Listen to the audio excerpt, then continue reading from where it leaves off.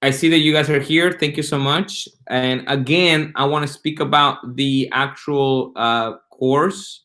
This is an 8-week course, so it's a actual course that it goes very, very quickly. I have to skip to new chapters. You've already had the quiz there. I'm going to be sharing some questions on the quiz tonight. Thank you for your patience on the technical difficulties, but we start to record in a little bit. I do want to give you guys an advice. Make sure you put your discussion correctly as we speak, because I go back and forth between that and the book. And the midterms coming up soon, and I believe it's next week. The midterms next week. You have enough chat. It's going to be, the midterms going to actually cover all the chapters, but I'm going to speak more about it. And that's it. Any questions, guys, before we begin recording?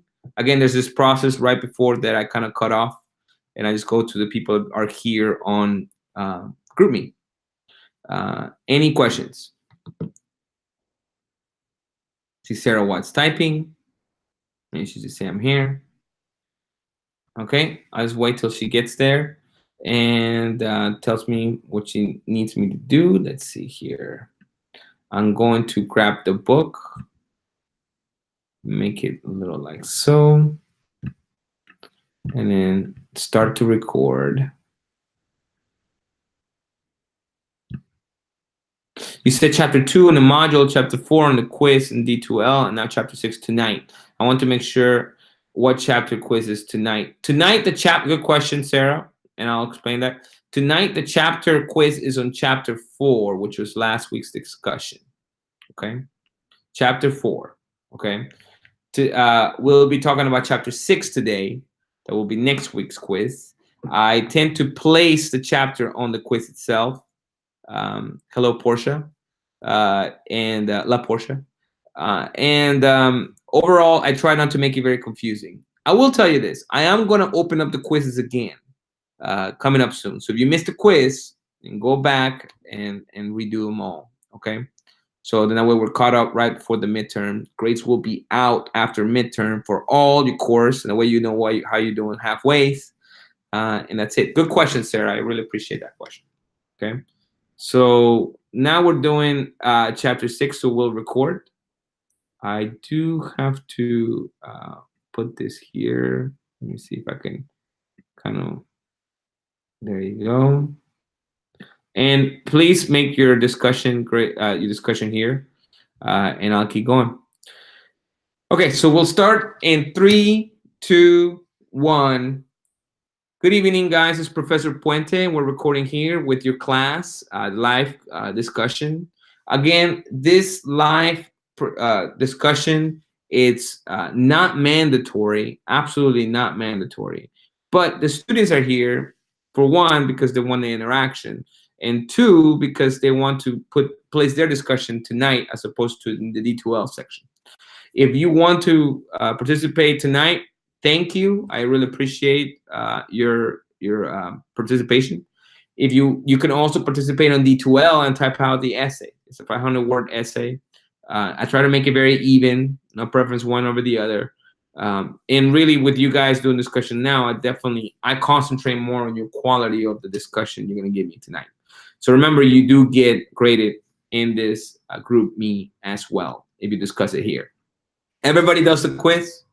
Absolutely everybody, except if you're a guest lecturer, guys. If you're a guest lecturer, you don't have to do the quiz. So sign up to be the guest lecturer next week. There is a midterm review next week. There's midterms next week. I want to let you guys know midterms next week. Midterm review will be a little different. It'll be the same way. Just show up. I tried to put some of the information we speak about the midterm on D2L as well, so in case you can't make it. But again, it's just preference. But I want to again remind you that what this is here, what we do live, is these students are trying to give you interaction, so you can see and watch this video at D2L. Everybody has to watch videos, whether you watch it live or recorded. It's up to you. Okay.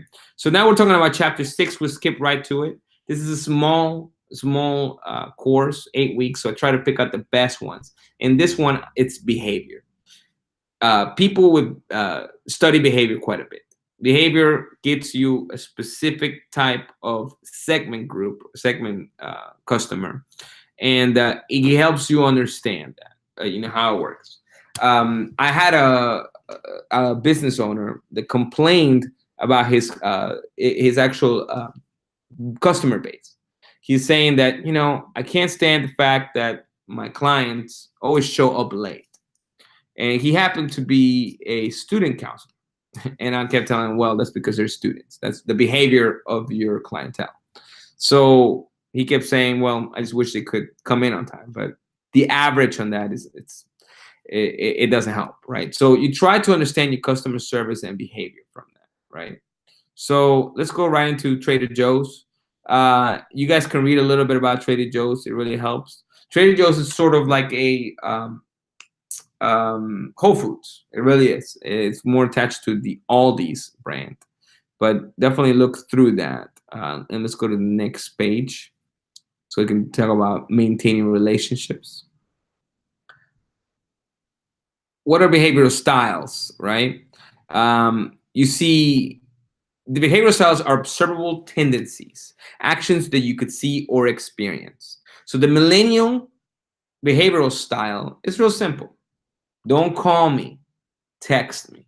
So usually when you deal with someone that's a millennial, it's specifically somebody that is texting or instead of call, right? So, and it's just, of course, it doesn't mean that every millennial rather have a text message than a phone call. It's just about the averages. So have you ever come in contact with someone with whom simply did not feel comfortable, someone with whom you felt immediate bond? And that's important too. So when you think about your customer base, try to think about what you guys have in sense. So the behavioral style is what you want to understand of your customers, okay?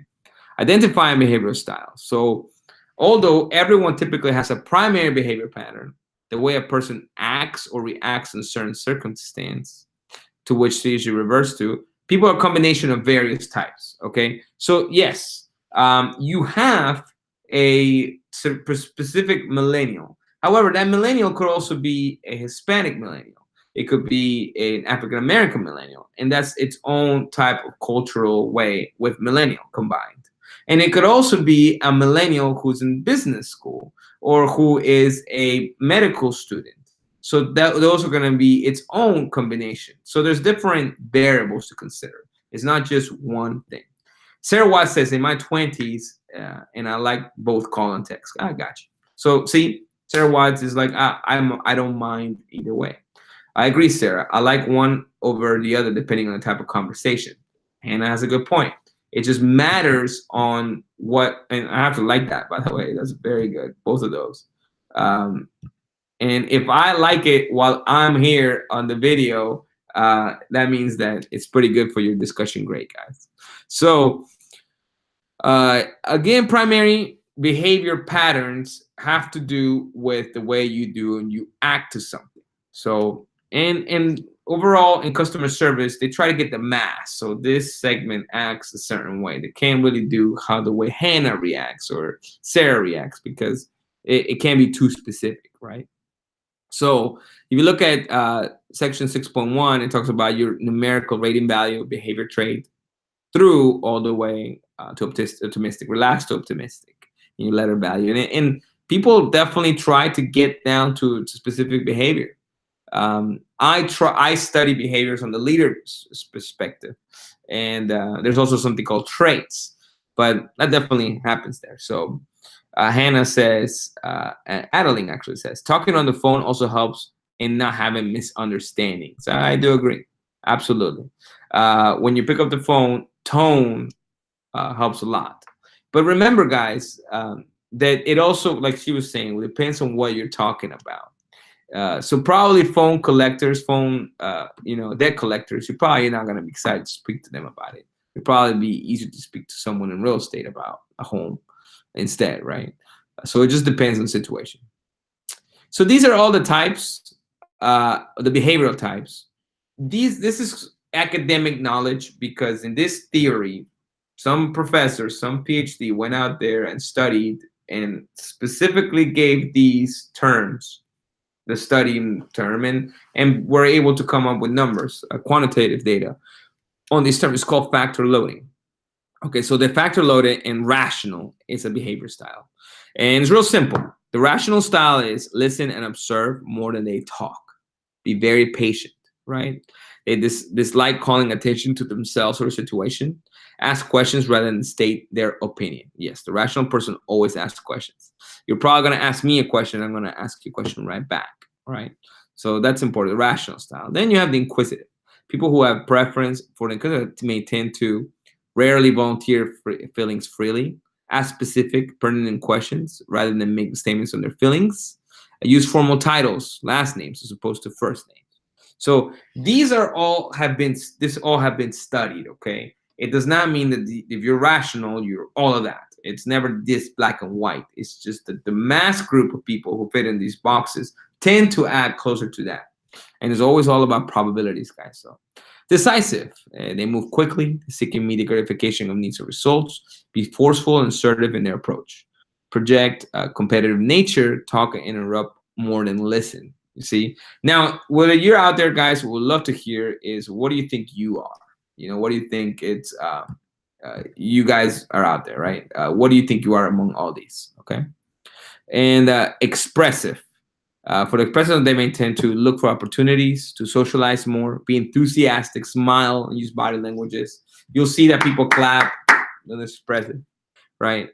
So I feel, as your professor, I should tell you that I feel like I'm a little more expressive, as I just clapped, right? I feel like I have some decisive in me, and I feel like I have some rational because I try to think things through in that sense. Trying to figure someone's attitude through text messages is not easy. That's what Adeline says. Okay. That's why they have emojis, right? Absolutely. And as I can, that may show you to some behavior there, right? So let's see.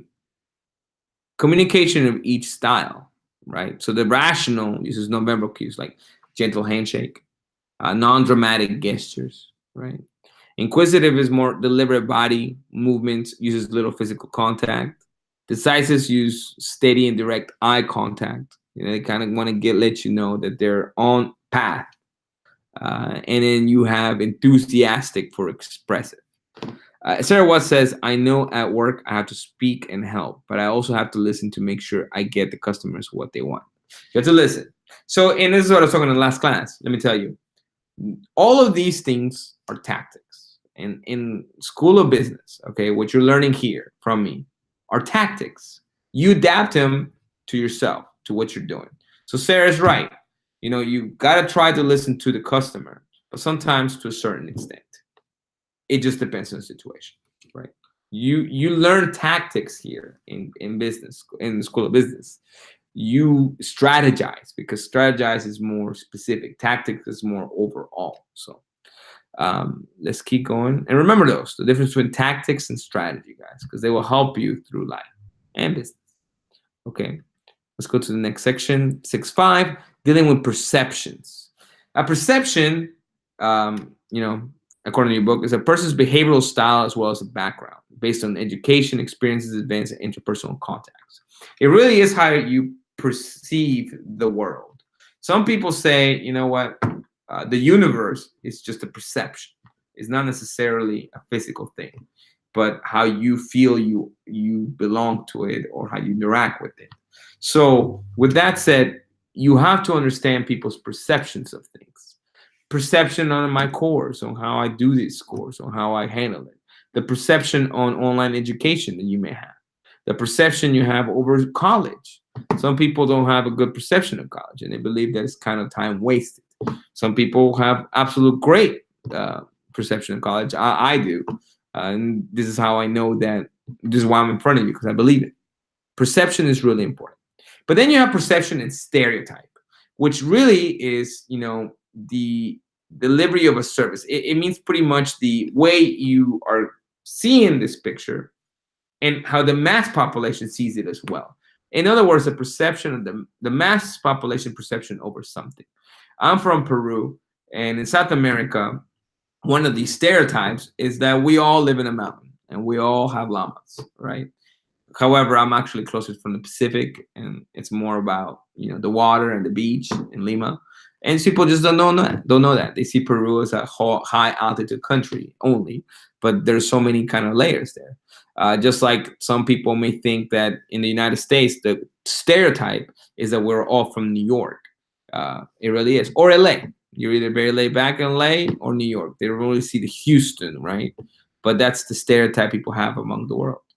Think about it's really important for you to know stereotypes because it does give you a concept of what the world thinks of it.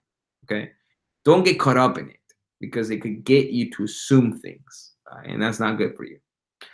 Sarah says, I know at work I have to speak and help, but I also try to listen to make sure I give customer what they want. Okay. Like people think of us Texans and they all ride horses. I'm sorry, that's what I meant to read. Yes, Texans, they think you ride a horse. And I actually believe that because when you go downtown, you see a horse, right? So that is good and bad. It's good because, it's an image that we portray. Horse is not a bad thing. Bad because some people may think this is all we do in Texas. They don't necessarily think we actually go to work, right? Before I moved to Texas, I did think that everyone had a country accent. Oh, yeah, that's a stereotype. And you see, Adeline, we could think that, hey, that one issue, that one thought that she had is a stereotype. Be careful. Some people may not have a country accent. Some people may actually have a typical city accent, considering that we live in an area of 6 million people, right? So stereotyping people affects our relationships with customers. It could even lead to legal charges or disparate treatment. Be careful, guys, because when you stereotype somebody, you're putting in your eggs on that basket and it may not be it, right? One of the big misconceptions could be that you think that person's young and the young can't afford your business. However, that could be the person you're trying to talk to. That's the actual customer. One time when I was younger, I was rehabbing one of my homes. I'm an investor in one of the homes, and I looked a little younger then. But one of the people came up to me and they asked me, "Hey, can I speak to your dad? I want to talk to him about his home that he's rehabbing." And I told him, "Hey, my dad's actually in Alabama somewhere. I don't know what will make you ask that." And immediately that person lost business because he thought I was just too young looking to own a home. So you see, you got to be careful with that, especially in the customer side, right? And so therefore, understand the difference between perception and stereotype, and try to understand how those perceptions impact others. It really is a big, big part of a client, of retaining clients. Okay, and I believe we got to the key terms. This chapter, I believe, is a little short, but I wanted to really get to it before we go to another one. I'm not gonna push too much on the other chapters because you're gonna have this midterm, but I am gonna have questions for you on this midterm that relate to what we've spoken about. Okay. Other people say I have said y'all my whole life and don't think much of it, but when I say it to people who don't live in the South, they laugh and think it's funny. Then I noticed that what I said and realized not everybody says that. Huh, Hannah? Hey, one thing for you, Hannah, believe it or not, some people believe that Texas is not in the South. None of Texas.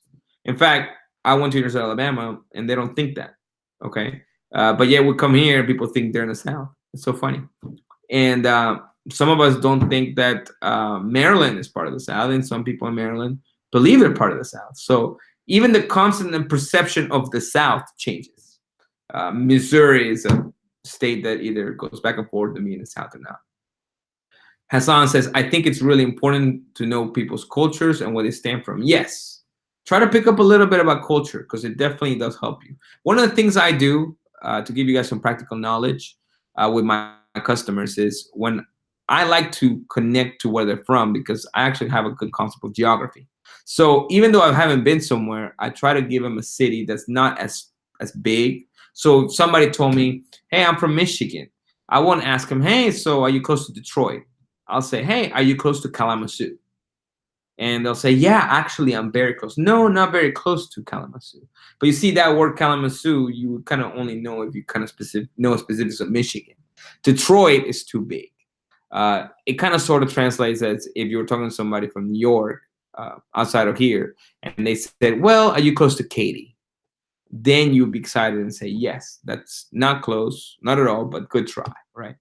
Don't ask me how to spell this, but people do say Unisys in PA, in Pennsylvania. Unisys, huh? Never heard of that, Sarah. Wow. I think it's really okay. And then I don't know if anybody else wants to input their discussion before I cut this off. I am going to play some quiz questions so you guys can kind of have them before the end of the quiz. I am going to extend again the quiz one more day if you want to do it later on. Guys, I do want to let you know I sent in a video this weekend. I wanted to clear some things up. For you guys in D2L out there, it kind of tells you how we do the class. I think the one thing I need to let you guys realize is grades is something you can always speak to me about. I'm not going to set you up on your grade. I'm not going to give you a quiz that doesn't exist and give you an F because you didn't try. No, that's not the way it works. I like for you guys to learn. So hopefully you guys could look a little hard to what I was just saying, because learning is why you're here, right? In my field, I can be a stereotype because so many of my customers like all kinds of food. I guess that's what happens.